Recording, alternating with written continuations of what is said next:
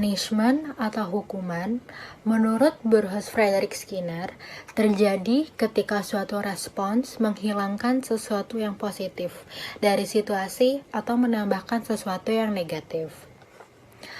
Skinner dan Thorndike memiliki pendapat yang sama soal efektivitas hukuman, yaitu hukuman tidak menurunkan probabilitas respons, walaupun hukuman bisa menekankan suatu respons selama hukuman itu diterapkan. Namun, hukuman tidak akan melemahkan kebiasaan.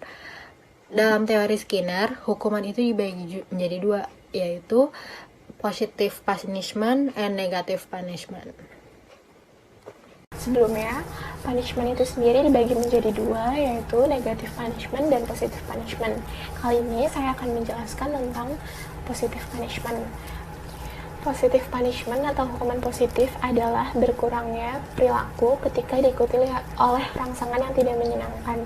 Contohnya, ketika ada anak sekolah dasar yang ketahuan menyontek oleh gurunya, anak tersebut kemudian dihukum dengan cara maju ke depan kelas, kemudian menyilangkan tangannya dan berdiri dengan satu kakinya.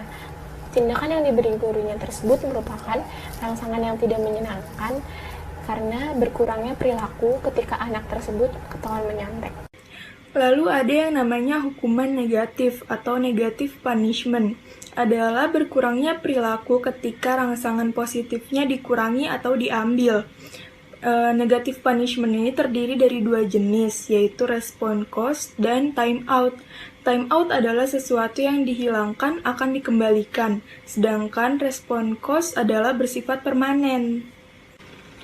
Contoh dari response cost adalah ketika ada siswa yang mengobrol di kelas, maka akan dikenakan denda sebesar Rp2.000.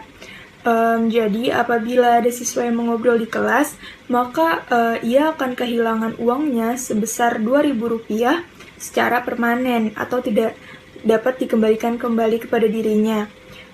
Jadi dengan adanya hukuman tersebut, siswa tidak akan mengobrol lagi karena ia sudah mengetahui hukuman apabila ia mengobrol. Lalu contoh dari time out sendiri adalah ketika ada seorang anak yang malas belajar untuk menjelang ujian karena ia sering bermain gadget atau HP.